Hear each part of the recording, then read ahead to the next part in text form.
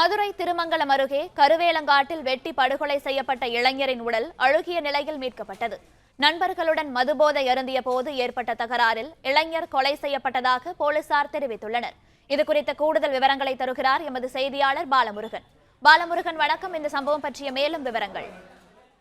வணக்கம். திருமங்கலம் புதுப்பேட்டையில் கருவலங்காட்டுக்குள் இளைஞர் ஓட வெட்டி கொலை செய்யப்பட்டு கிணற்றில், அதாவது மொட்டை கிணற்றில் வீற்றிருந்த சம்பவம் பரபரப்பை ஏற்படுத்தியுள்ளது.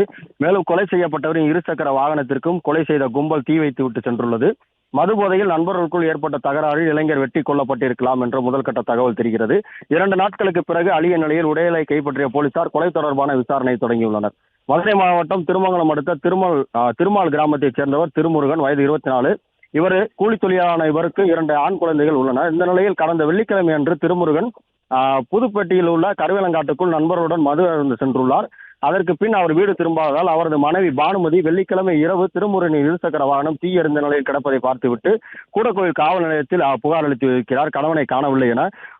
பின்னர் திருமுருகனை தேடியுள்ளனர் உறவினர்கள். இன்று நண்பகல் பொட்டக்காட்டுக்குள் துர்நாற்றம் அடிப்பதைக் கண்டு அங்கு சென்ற உறவினர்கள் தேடிய போது வெட்டப்பட்டு அழிய நிலையில் மொட்டை கிணற்றுக்குள் திருமுருகன் கண்டதும் உடனே காவல்துறையினருக்கு தகவல் தெரிவித்துள்ளனர். பிளே ஸ்டோர் மற்றும் ஆப் ஸ்டோரில் இருந்து பாலிமர் செயலியை QR கோடு மூலம் பதிவிறக்கம் செய்யுங்கள். செய்திகளை உடனுக்குடன் பெறுங்கள்.